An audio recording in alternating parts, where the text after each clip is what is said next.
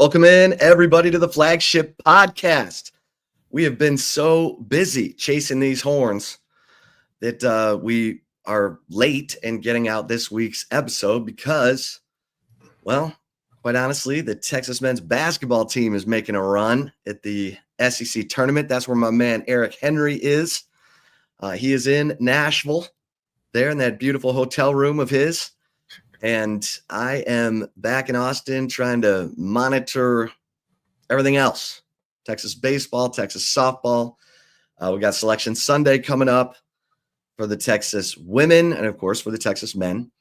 And spring football, we now know, will begin on March 25th, same day as Texas's football pro day. But welcome in to the Flagship Podcast. I am Chip Brown of Horns247.com, joined as always by my esteemed colleague and proud Tampa Catholic graduate, the one and only Eric Henry. E. Henry, how is Nashville, Tennessee? Good morning, Chip Brown. Good morning to all y'all out there watching us live on Twitter, on YouTube. I think that pretty much covers it. For those of you who typically check us out on Facebook, again, apologies. I'll get that stream back up and running when I get back to Austin. Who knows, Chip? We might be able to add an Instagram feed. We might be able to add a couple more social media platforms. If I get more than a week time, Chip, to play around with the functions, but I'm chasing the horns, as you said. So I haven't had the time to do some of the things on the back end with production. But how am I doing? I'm doing well. You know, listen, I will be the first to admit, did not expect Texas to get back-to-back wins, but here we are. The Longhorns have made it to the quarterfinals of the Southeastern Conference men's basketball tournament. And if you are watching, it's about 9:41 Central Time. Texas will take the court, provided there's no overtime. That's a nice little segue, Chip. A not segue, tease, because I know we're going to go football first. It's a tease into the events here. In case there's no, just in the event that there's no overtime, Texas will hit the floor with Rick Barnes in Tennessee around 2:30. If there is, then you'll be waiting for a while. But glad to be here chopping with you, Chip Brown. Yeah. Eric mentions overtime, of course, because Texas went double overtime to take down those Aggies. We will get to that in just a second. That's a lively conversation coming up. But Eric, football season never ends around here on the Flagship Podcast, so we will start there. We had a chance to catch up with Steve Sarkisian earlier this week. For the first time, he held a press conference for the first time since Texas's 28-14 loss to Ohio State in the semifinals of the college football playoff. And Steve Sarkisian, basically saying that he's kind of rethinking things because he's got 27 new players, 22 freshman enrollees, mid-year enrollees, 5 transfers. That's part of the reason he's reformatting spring football. Of course, there will be no spring football game for the first time in decades. There will be a fan appreciation day on April 26th that will sort of lead in to the Texas A&M baseball game that day. So they'll make it a big old Texas Longhorn fan football celebration and tailgate for Texas baseball. And we'll get to Texas baseball in a second. But the 27 new player faces, along with several new football coaching staff hires, and some of those staffers will be on the field coaching, in addition to, of course, Mark Orfe, who's going to be coaching cornerbacks, Dwayne Aquina, the secondary coach, Alan Clark coaching defensive ends, Chad Scott coming in from West Virginia to coach the running backs. You've also got Kenoto Hudson, who's going to be coaching. He's going from an analyst position to coaching the nickel corners. Mike Bamonte, who is been a staff analyst for 4 years, but is now the assistant quarterbacks coach and passing game coordinator for Texas. Jason McIndoe, who we've mentioned, came over from Oklahoma State, where he coached tight ends and fullbacks. He will be assisting Jeff Banks.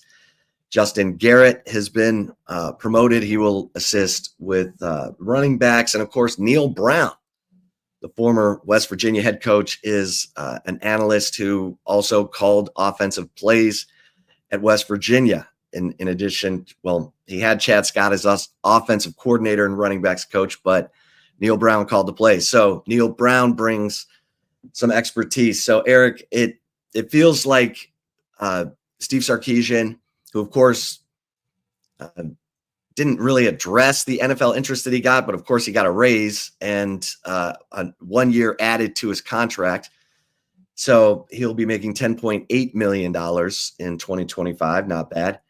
But he is also filling out this staff, and A's hire A's, B's hire C's. I like the way Steve Sarkisian is, adding personnel to help the Texas Longhorns get beyond the semifinals of the college football playoff. Yeah, Chip, two things stood out to me when we spoke with Steve. It's funny. I kind of laughed. You said that it was earlier this week, and I'm like, man, that was earlier this week? Because it feels like I've lived a week and change here in Nashville following the Horns. Nevertheless, two things stand out to me. One, I asked Steve Sarkisian, what I was curious going into that availability was just the why and the how, right? And less of the why, because you have a spot to fill, so you have to fill it, but more of the how did you come to the conclusion of finding these coaches?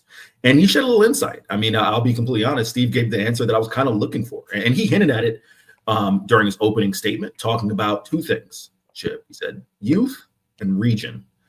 Let's start with the youth, right? So, and this is part of my question. I said, outside of Dwayne Aquina, and I hope Coach Aquina doesn't hear this. I don't want to trifle with that man. I think he's got enough energy of the 25-year-old. But outside of Dwayne Aquina, the majority of the coaches, or excuse me, the assistant coaches they hired were 45 and under, right? With Alan Clark being 29. I believe Chad Scott's 43 or 44. So 45 and under, right? Kind of bringing some youth. And Steve said he likes that mix, right, of having the veterans. We've talked about it a bit on this show. Steve, even though he's still a younger coach, he's a veteran, right? At this point, he is north of 50. PK, is a veteran. Kyle Flood's a veteran. Dwayne Aquina is a veteran coach, right? So you kind of have a mix of that there. I mean, even Jeff Banks, at this point in his career, Johnny Nansen, more veteran coaches, but bring in some younger guys from the outside who may have a different experience. I thought that was interesting to hear him say that was part of the thought process. The region part was the aspect that I really wanted to hear Steve Sarkisian talk about, because, and I've been adamant about this, right? Texas is in SEC country, and I won't get into a whole longer discussion. I'll save that for some of our recruiting guys, Will Turboff, Jordan Scruggs. Make sure you're following their content on the Horns 24/7. But, listen, Texas is always going to be able to recruit Texas in their sleep, right? That's my opinion. Going to be able to recruit, as Steve Sarkisian called it, their neighbor in Louisiana, some of the areas in the Midwest, right? And even some of the, more southern areas. But getting into Georgia, getting into Florida, I think those are areas that Texas will have to continue to work at. Not that the Longhorns aren't a national brand, but, Chip, I mean, for a long time, kids from Florida, from Georgia weren't necessarily flocking to Texas, right? You might get a handful, and I know there was that group, you would know it better than I, Chip. That group was at the mid-2000s or maybe 2010s of like 5 Floridians who came all at once, right? So, I mean, it's not like they haven't had success there, but I think you're going to have to continue to do that. So, Steve said that Chad Scott was a guy, his footprint, being, a Tampa native, or Plant City, which is a suburb of Tampa, native, he has a footprint in Florida. It's a footprint in Georgia. Talk about Alan Clark. You lose Terry Joseph. Alan Clark played his college football at Northwestern State as a native of Baton Rouge. So you get that territory there as well. And then Mark Orfe played his college football at Texas Southern. I'm forgetting the area that he is from. Forgive me, Chip. Me being the non-Texan doesn't come to mind immediately, but he's from Houston, the specific area I'm not remembering. There we go, North Shore. Thank you. So he has that footprint there as well. So that really is what stood out to me. The other thing I will say, Chip, I thought Mike Biamonte, Steve went out of his way to say, hey, this is a guy who had opportunities in the past few years to not be an analyst, to be, have an on-field coaching role, and we wanted to keep him. So there was an effort there to kind of, give him a little more money and now give him more responsibility as well. Yeah. Yeah, no, that's good stuff. And that tells you the level of detail, because I think these are good coaching hires. Mark Orfe had been with Greg Schiano. He did a little time with Nick Saban, kind of, and then Chad Scott. That guy's a proven running backs coach. West Virginia, you can say whatever you want. They've run the ball consistently. So you get these good coaches, but you also get the recruiting territories. Steve Sarkisian putting a lot of thought into this. Alan Clark, as you mentioned, helps to fortify Louisiana. And that's good decision making, good coaching, good head coaching there going on with Steve Sarkisian.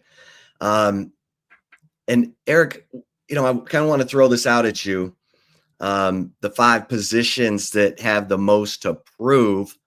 Hopefully I didn't offend Eric, but I bet he's got some housekeeping calls going on there at the hotel in Nashville. The 5 positions with the most to prove during spring football. And I would argue offensive line, tight end, defensive tackle, corner, and wide receiver. And so we'll get into that. Let me see if Eric is I don't know if you heard me there on the 5 positions with the most to prove. I want to get your opinion on if you believe it's offensive line, tight end, defensive tackle, interior defensive line, defensive tackle, cornerback, and wide receiver, Eric. The magic of doing the show on the road, right? That was housekeeping. Chip, I'm a guy, I don't know, side note, if you're a housekeeping guy, I usually say in my notes, no housekeeping, but they were knocking. So I didn't want them to, be knocking on the podcast. So figure we'll just address it on the fly. Nevertheless, I hear those positions and I'm inclined to agree with you. I in my career, Chip, have been accused of being a little bit of a panicker in this regard, why I always choose to reference this position amongst kind of the top 5, position battles or most to prove or whatever. Backup quarterback, just because you can take a look at Texas history. You talked about it, right? It's been a while since a quarterback has played an entire season. And now with Texas being a mainstay now the past 2 years in the college football playoff, you're not just playing 12, 13 games. You're playing 16 and possibly 17 games. So I might, if it were me, I maybe wide receiver if I had to remove one. But if I had to just add another one, I'm always that backup quarterback because you're one snap away from being the guy as last year showed. Yeah, and a lot of people would say kicker, but we'll see how that's going. On the offensive line, you've got obviously Jake Majors, who's been your center for 5 years, which just sounds crazy, but he set the record, 57 starts. That's the record now for a Texas football player. And it was interesting when I asked Steve Sarkisian about the center position moving on from Jake Majors. He said, oh, yeah, it'd be easy to just kind of plug Cole Hudson in there at center and go on. But he talked about how they're kind of rethinking like how they're going to approach things like the running game and what are we really looking for here? What do we want to major in from an offensive line standpoint? So I thought that was interesting. And, we saw Trevor Gooseby show up and handle his business when he stepped in for Kelvin Banks when Banks was injured there toward the end of the season. Brandon Baker is a name people need to know, but also, Andre Kojo, and Andre Kojo's battling Baker at the right tackle position. DJ Campbell comes back at right guard, and Neto Umazulu, who's been waiting patiently for his time at left guard. But behind Cole Hudson, you've got Connor Robertson and Daniel Cruz. Daniel Cruz is the future at center, but is the future now? Or is it Cole Hudson, who started every game of his freshman year and played a lot in rotation with DJ Campbell at right guard last year? So thoughts on the offensive line, Eric? Yeah, Chip, real quick, for the offensive line. Appreciate Hookem247 watching on Twitter. Chris Bennett, as always, appreciate you watching. And this is why CB, the guy is, just a bastion of knowledge. So he talks about the list of years that Texas has needed multiple quarterbacks. So there you go in relation to the backup quarterback spot. Yeah, Chip, no, I thought that answer was interesting on Steve's part, right? Because, as you said, it'd be easy to just say, hey, we got a guy who's been experienced in Cole Hudson, plug and play. We've got, Connor Robertson and others. But as you said, that he said, an opportunity to kind of assess what they want to do with this offensive line, right? In terms of the strengths, of the team. That to me, I think is forward thinking on Steve Sarkisian's part, right? Instead of saying, listen, this is what we've done. This is what we want to do. Let's just plug some guys in and keep the train moving.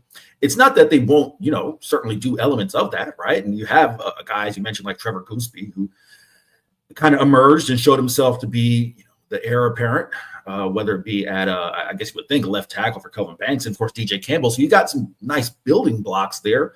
But listen, it's new players, Chip. Let's play to their strengths. This isn't Kelvin Banks, Jake Majors, Cam Williams, etc. Right? Hayden Connor.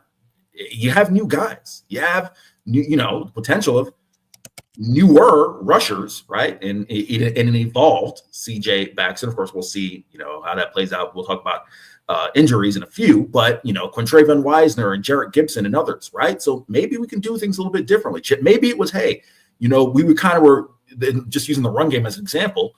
We're going to do things kind of related to the strengths of the offensive linemen that we have, and then the running backs will follow. Well, maybe now you got different offensive linemen. Let's assess and see what are their strengths. Can we do new things offensively, right? So I have no problem with that approach at spring. This is what this is for, right? If this was fall camp, different story. But this is spring. This is what this time is for. Yeah. It's going to be interesting. And, of course, the position that's attached to the offensive line at tight end, that you're looking at Jordan Washington and Spencer Shannon as guys who will move into the roles that have been held by Gunnar Helm, Juan Davis, and Jatavian Sanders 2 seasons ago. I think they feel good about Spencer Shannon as a blocking tight end. He's 6'7", 255. They're polishing up his route running. And then Jordan Washington we saw in last year's spring game, which, that's why we love spring games, right, Eric? We get to see some of the young guys, if they can make a play or not. Jordan Washington made a couple plays in that spring game a year ago. He's athletic. He's got really good hands. They're trying to polish him up as a blocker. So I think depending on how they look in the spring will depend or will, determine whether Texas goes into the portal for a tight end. Your thoughts on that position? I answered, shout out to our guy, Carter Carls, over there at the Texas A&M 247 site, did a Q&A for his site because he's kind of previewing some of the transfers that A&M got. And I did the Q&A, of course, on Amari Nyblack. And the reason I referenced that, Chip, is, he asked whether Amari would have been a starter, more or less, entering this year. And the feeling is that he would have been, right, Chip? And I don't know if you see it this way. The feeling that I had was that Steve Sarkisian's been on the record as saying, the most important position, or arguably the most important position in my offense outside of quarterback, is tight end, right? Because of all the things they ask their tight ends to do, not just during plays, but pre-snap, et cetera, knowing different, being able to line up at different spots in the offense, so on and so forth. I mentioned all that to say, Chip, they brought in the kid from Alabama, and I always forget his name, 2021, Jaleel Billingsley. Is that? Yeah, Jaleel Billingsley. Okay. Right. So it's not like you can't have success in the system, right? However, maybe that was a little more specific because Amari Nyblack didn't play under like a Jeff Banks. There wasn't a relationship there with Jeff Banks and Steve Sarkisian in the way Billingsley was. Can you plug and play a tight end at this position, right? In this scheme, in this offense? I think that's the question. So I say all of that to say maybe they stand pat. I think if there's an obvious veteran, someone that you just can't turn down, you got to make a play, right? But otherwise, I think you can feel pretty solid with Jordan Washington. We saw some of the athleticism that he kind of possessed, not kind of possesses, that he does possess last year in terms of spring and fall camp, right? And I think another year with Arch Manning, now both of them again being on the same team. Don't forget, Arch Manning was a backup. So I'm sure he's throwing a couple passes to Jordan Washington, whether it be scout team or whatever. I'm a little more optimistic on this. I don't necessarily think there's a need just because the tight end position in this offense is it's not like you're asking someone to do the Kyle Pitts per se, or what Amari Nyblack did at Alabama, which is hey, you're going to be an oversized receiver more or less. Go use your size and athleticism, go make plays. There's elements of that. But as you saw, JT Sanders, for example, was asked to do a lot more things than just go be a big-bodied guy who can go use his athleticism and make catches. Yeah. Defensive tackle. We've talked a lot about defensive tackle.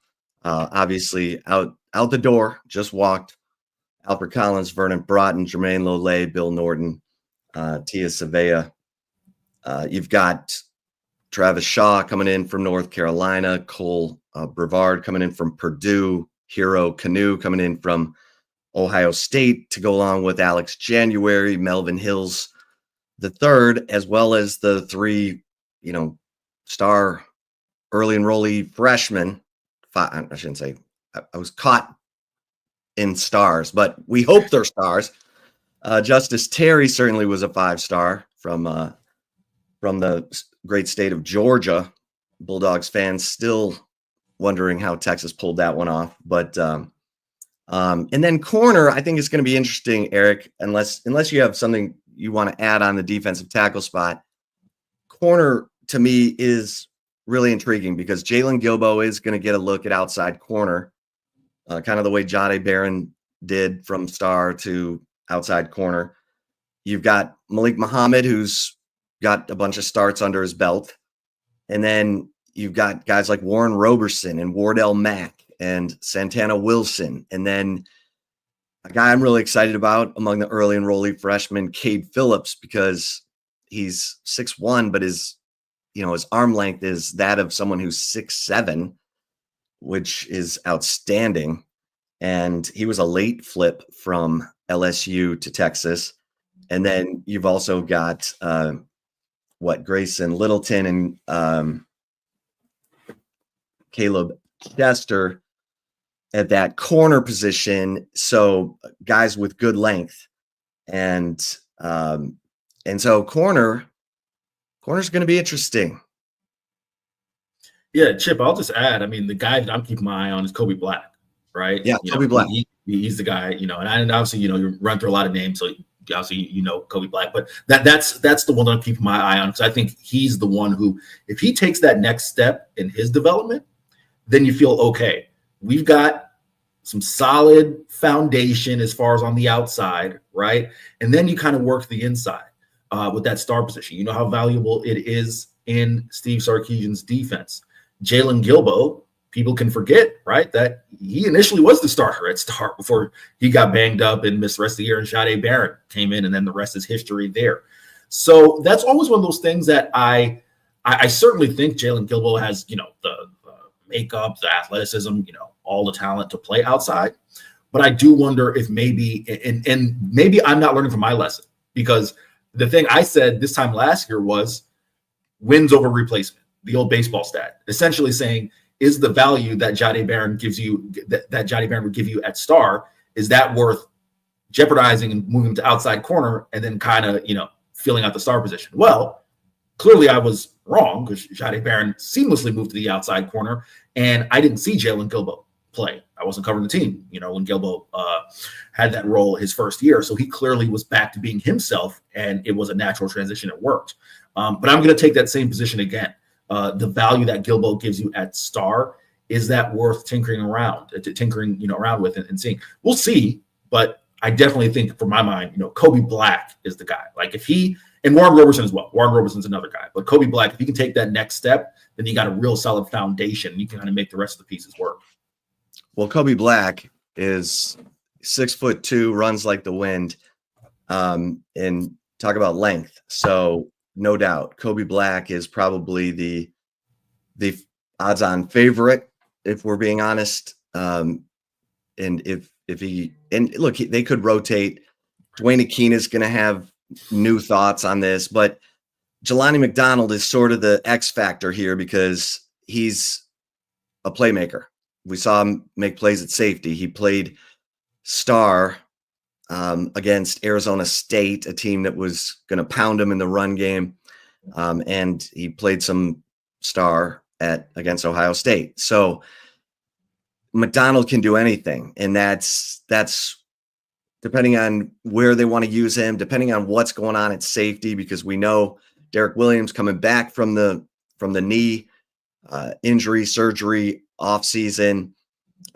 Who's going to line up next to Michael Taft? Is it Derek Williams? Is it Jelani McDonald? Is it, one of the others who are competing? Jonah Williams playing some baseball right now, but he'll be jumping on board here once spring football gets going, I believe. Or maybe he's going to be like a summer. It's almost like he's not here, Eric. We'll get the details on what Jonah Williams' plans are. Jonah Williams, remember too, he's coming back from a broken clavicle, so he wouldn't have been able to do much in terms of contact this spring anyway. Eric, when we look at the wide receiver position, you've got Ryan Wingo, who apparently has some new eyeballs thanks to LASIK surgery, along with DeAndre Moore, who's limited coming off the foot injury. So you're going to get a good look at some of these young receivers: Parker Livingstone, Aaron Butler, of course, the three who came in, the highly touted Jamie French, Khalil Lockett, Michael Terry III. Your thoughts on that wide receiver position? Chip, is this the year that Steve Sarkisian finally turns to all the freshman receivers? No. Listen, it's a talented group. There's no doubt about that.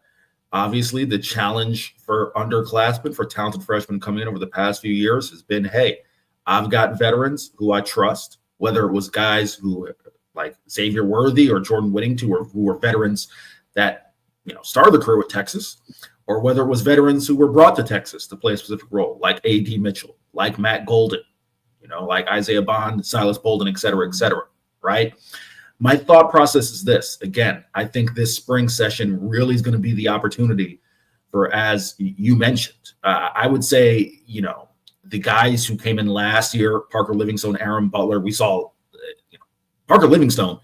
This is not just, a guy, all right? He's an athlete. Right. I mean, don't be fooled by the optics. I guess I'll put it to you that way. Right.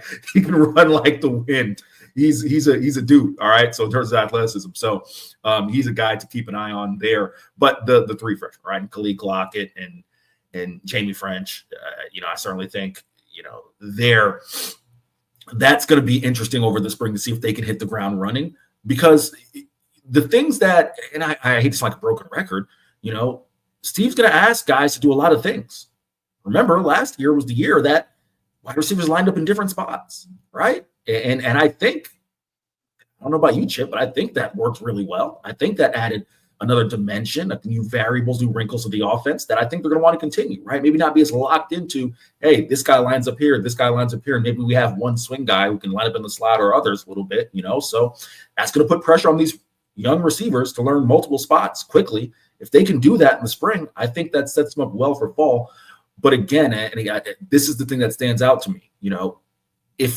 Unless there's a clear guy that you're going to go out and get who comes, whether it's after spring or whatever it may be, maybe Texas stands pat. I think, I hate to single out someone by name, but I think it's the Kendrick Blackshire effect, right? Like unless we have a guy that we think clearly going to come in here and work, right?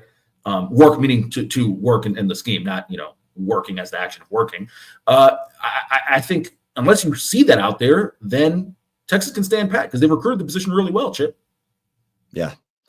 I mean, Xavier Worthy came in as a freshman, understood everything, had an unbelievable freshman All-American season. Ryan Wingo was an impact guy as a freshman last year.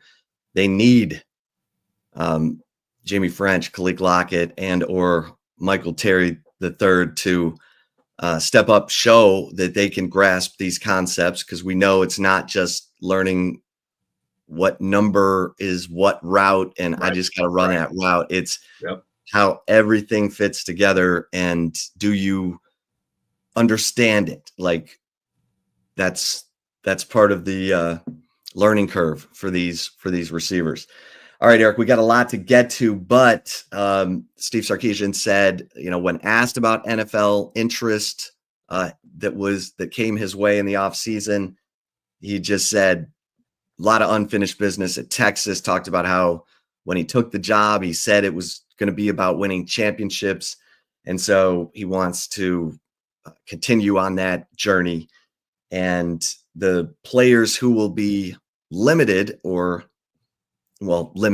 maybe coming back at some point during spring, running back CJ Baxter, running back, Baxter had the knee, Christian Clark had the Achilles, DeAndre Moore, the foot, Derek Williams, a knee, and Colton Vasek had shoulder surgery in this offseason.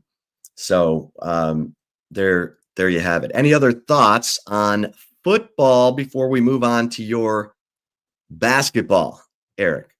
Nah, Chip, let's roll here to Nashville. Okay, well, it's certainly an interesting time for Texas basketball.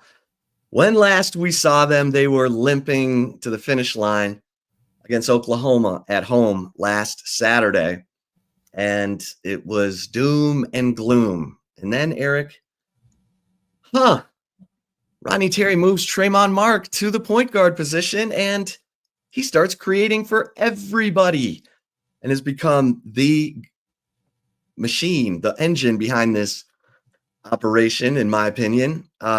They handled business in their opener. And that was, they beat Vanderbilt, that team that beat them in the regular season. And they did it again, this time in Nashville, just like Vanderbilt beat them in Nashville. And then they take down the Aggies, Eric, and this team looks like it takes about 5, 6, 7 minutes to kind of get acclimated. And then they have been kicking into gear, and we're seeing great effort, great defensive effort. Eric, your thoughts on and now they're facing Tennessee later today. Your thoughts? Chip, for 31 games,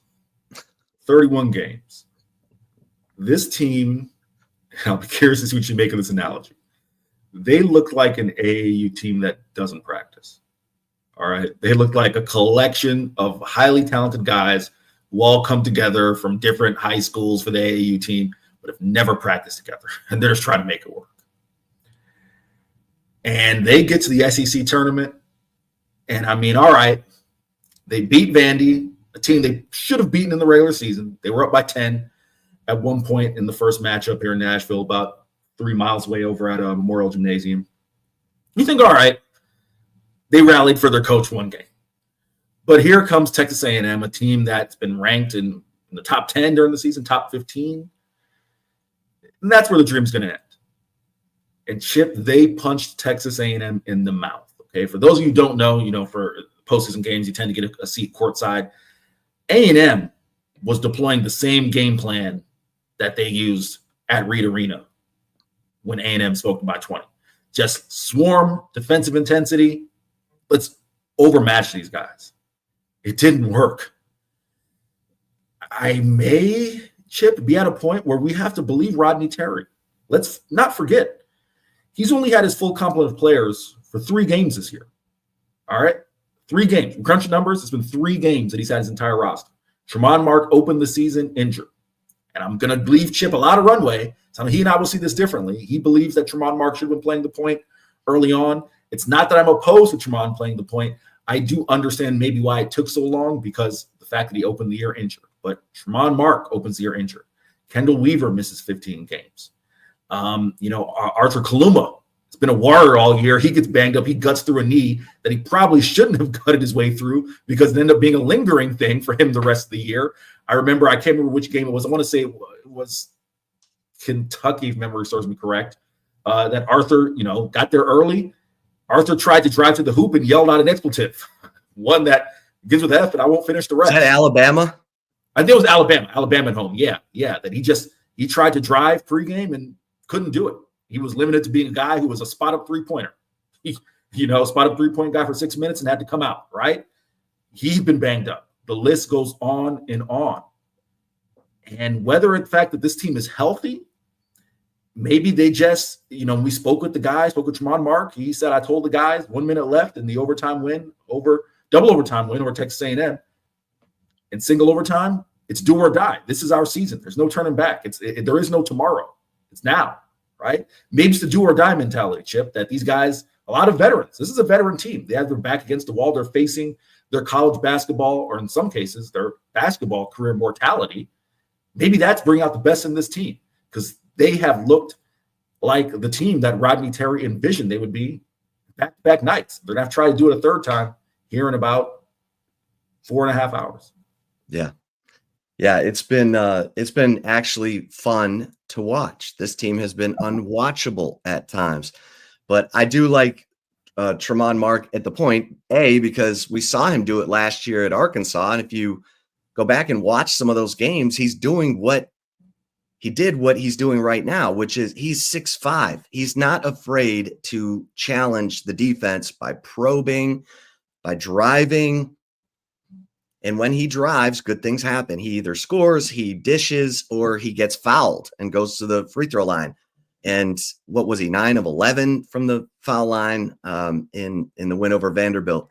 And, he and Trey Johnson play well off of each other. When they're both off the ball, you've got Jordan Pope or Julian Larry, who are smaller guards who don't challenge the defense as aggressively. They tend to go around the perimeter, and the ball doesn't get inside to draw the defense to create openings for others. And that's where it's just been like, ta-da.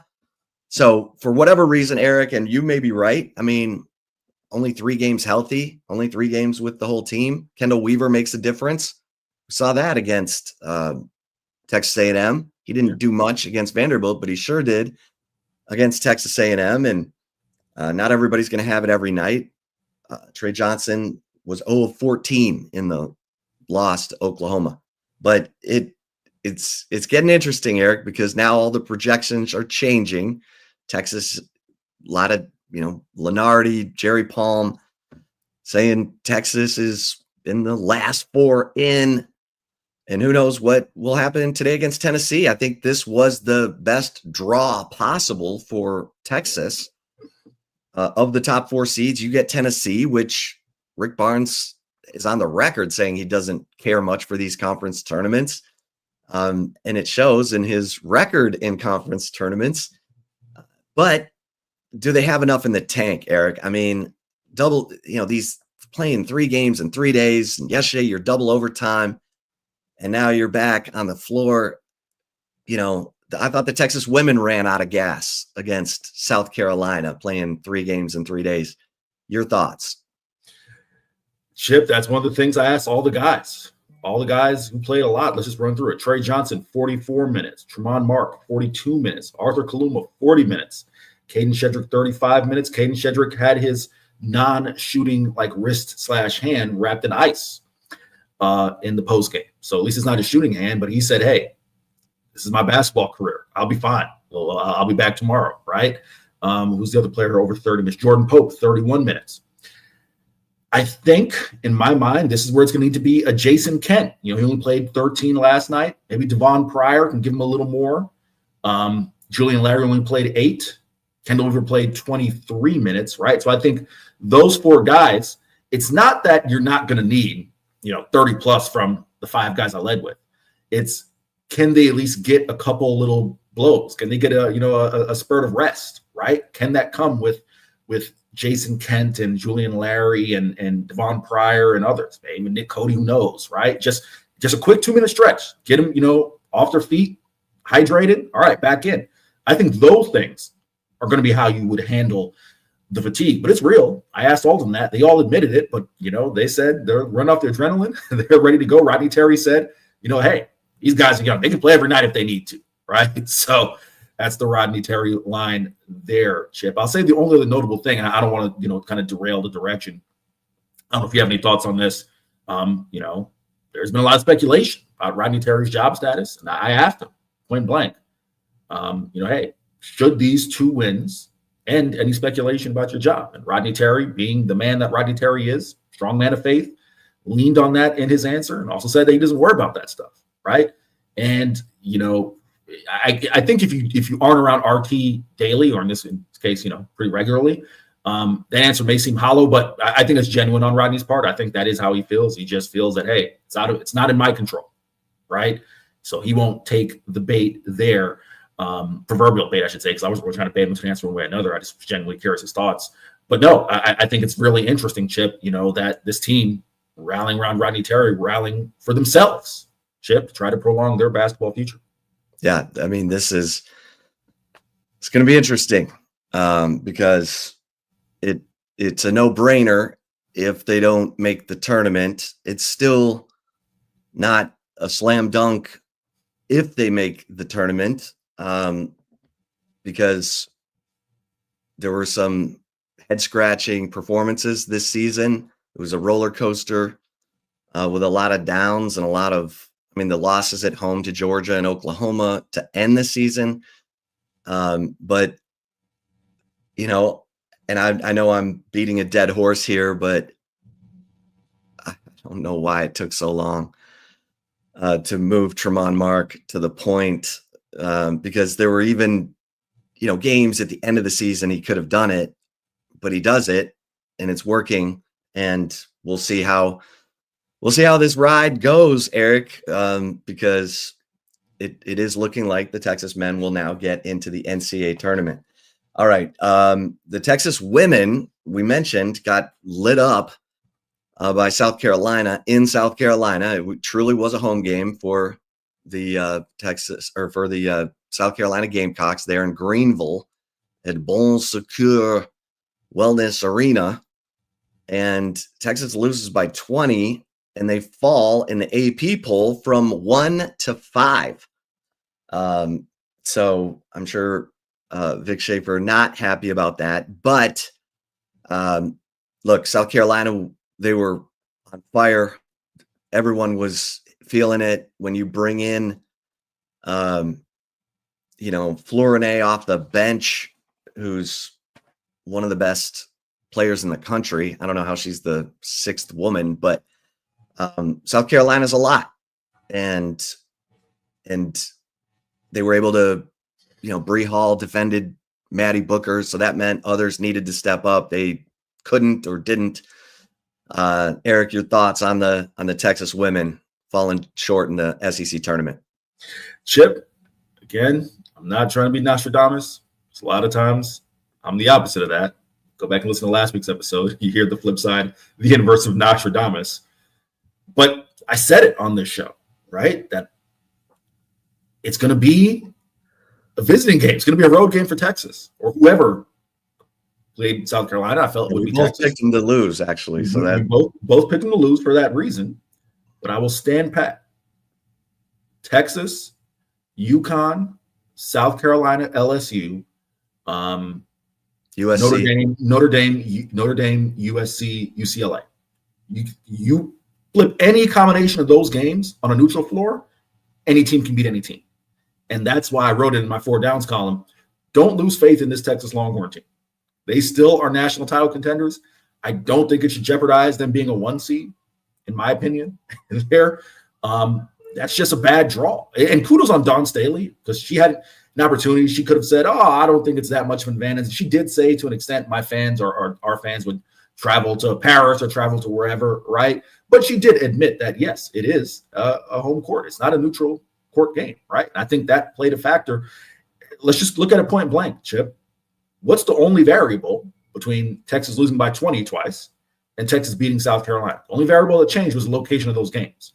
I'm not taking anything away from Dawn Staley's team. Not saying they're not a great team, but I think they're aided a little bit more by having their fans behind them. So that's my big takeaway from the SEC women's tournament is Texas looked very strong to me throughout. And Chip, if they hadn't beaten South Carolina at home, I'd feel different. Like, man, they got to slay the monster, right? But they've done that. Hell, they beat 3 AP top 10, top 15 teams in like a week, right? So don't lose faith in this Texas women's team. Well said.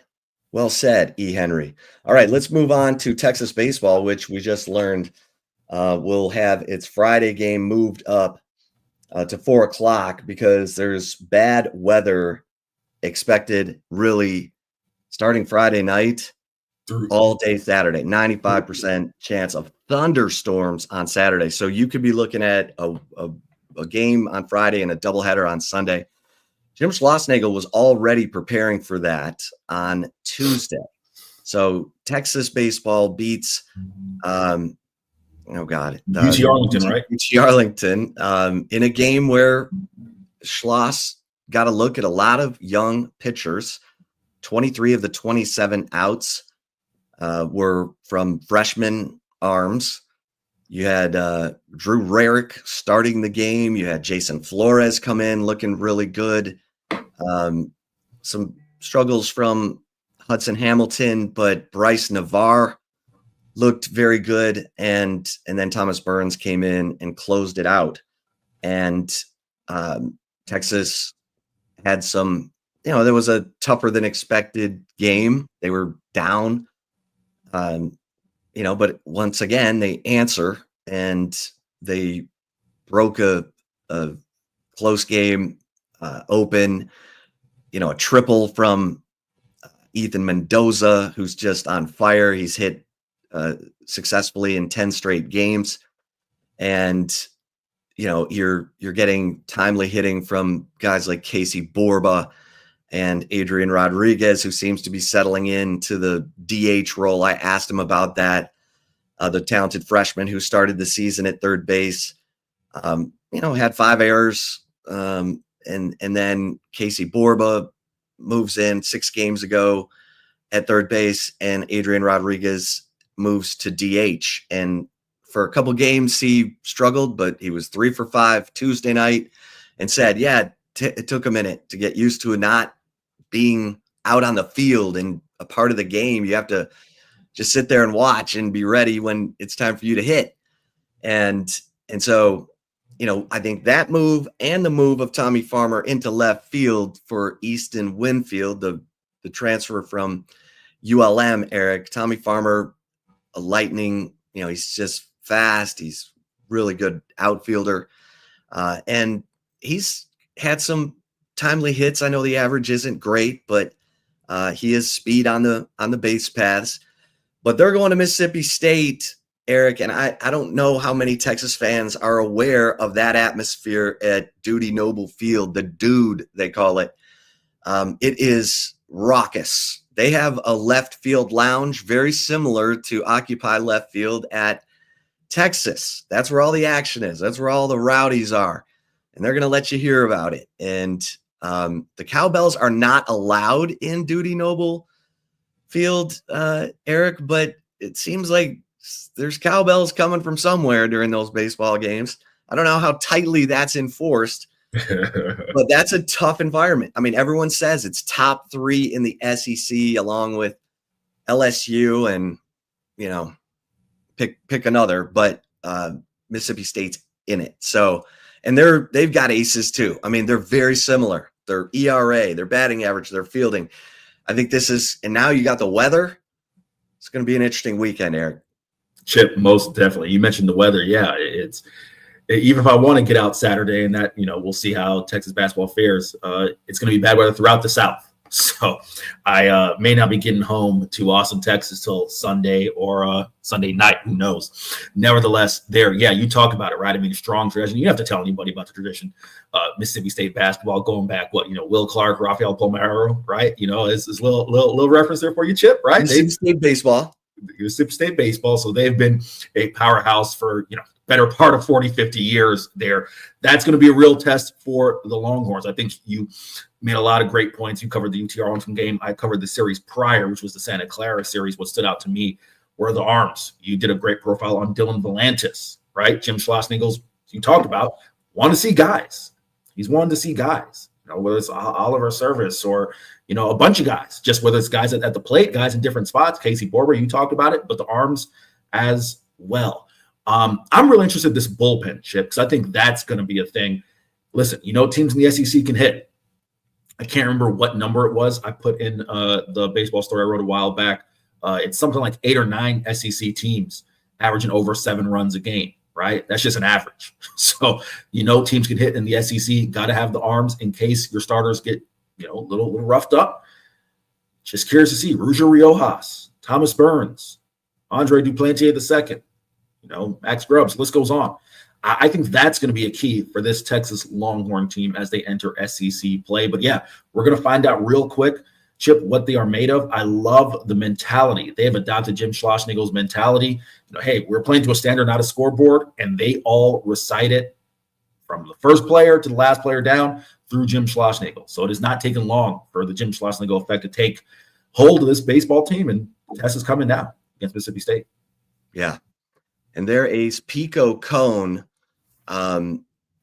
he'll be pitching tonight, lefty pitcher, and he's 3-0, 2.28 ERA.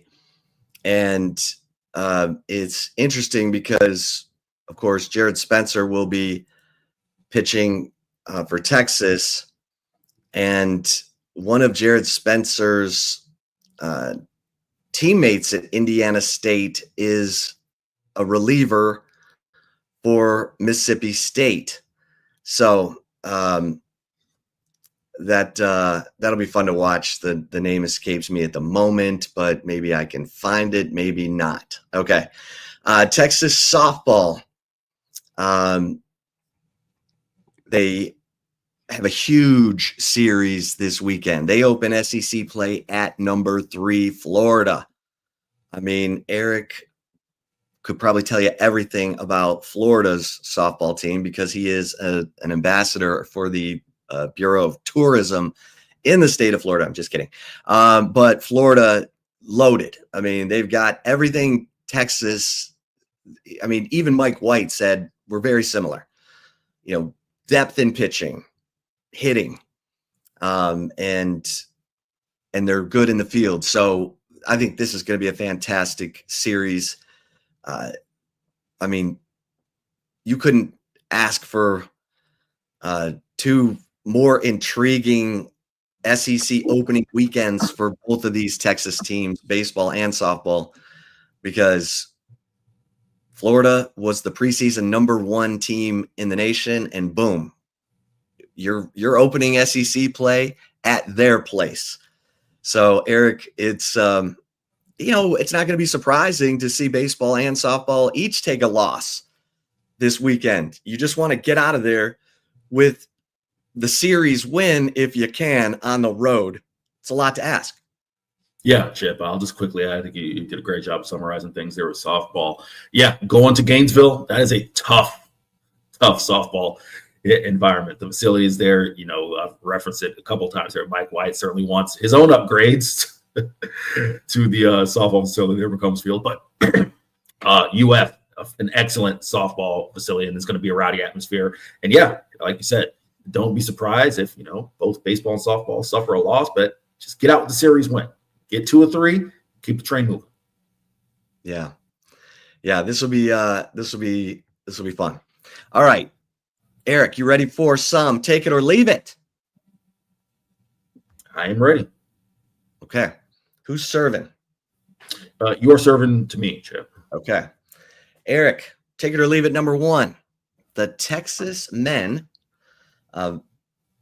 making the NCAA tournament would be enough for Rodney Terry to keep his job. Take it or leave it. Oof, man, take it or leave it, Chip. Making the NCAA tournament. I'm going to leave it in my mind because, listen, right now, as you noted, and our guy Hank South just posted up on the site, Texas is in the last 4, and that's going to put them in Dayton, most likely. They could fall in Dayton, and then the season feels just as much as quote unquote a disappointment as it would have had they fallen in Nashville, right? So I'm going to leave it. I think in order to really kind of put all this speculation behind Rodney Terry in the program, they're going to need to win. Let's just say they avoid Dayton and they make it as an 11 seed. That's kind of where I see them. 11. I mean, I guess it depends on how the results of today. So let's say an 11 seed. If they can get 2 wins, they get out of the round of 32, then I think that's a real discussion. If they don't, I think it gets interesting. What says? Yeah, I agree. I'm going to leave this as well. And I agree with you. I think it would take getting to the Sweet 16 for Rodney Terry to have a real argument, real chance of keeping his job. So I'm going to leave that as well. All right, Eric, let's go to take it or leave it number 2. As I referenced, the Texas women deserve a number 1 seed in the NCAA tournament. Take it or leave it, Chip. Yeah, I mean, look, they beat South Carolina. They shared the SEC regular season title. Yeah, I think they deserve one of the number 1 seeds. I mean, we were talking about the Texas-South Carolina SEC tournament final being a battle for perhaps the number 1 overall number 1 seed.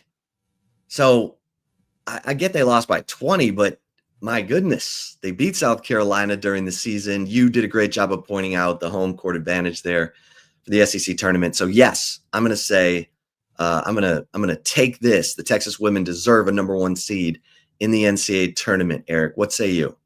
As I said earlier, I'll make it quick. They absolutely do.